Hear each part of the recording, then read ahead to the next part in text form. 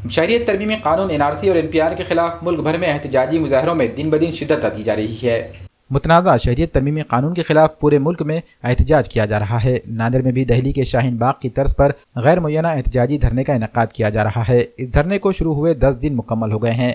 इन 10 दिनों में खवातीन की शिरकत में दिन ब दिन इजाफा ही होता जा रहा है।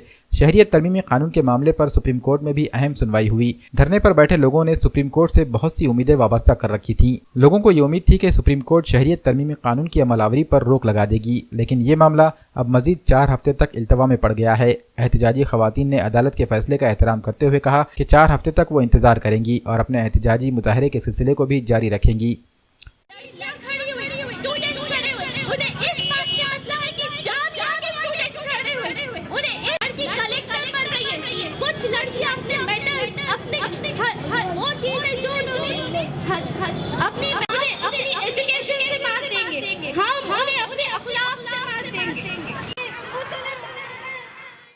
हमने कभी भी अदलिया से कभी भी हमारी जो कानून है उससे हमारा विश्वास नहीं उठा। आज भी हमको अपनी अदलिया पर विश्वास है, हमारे कानून पर विश्वास है, हमारी अदालतों पर हमारा भरोसा है कि हमारी अदालत हमारी आवाज़ को सुनेगी।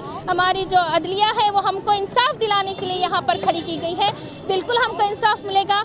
आज जो है हमारी ये उम्मीद थी कि कम से कम इस पर रोक लगाई जाए, लेकिन उतना तो नहीं किया, लेकिन हमारी आवाज़ बात को सुना गया। हमको जो 4 हफ्ते का वक्त मिला है, इंशाअल्लाह हम इसमें ये बात साबित करके रहेंगे कि ये जो कानून है वो अवाम के ख़िलाफ़ है। हुकूमत अवाम की भलाई के लिए है।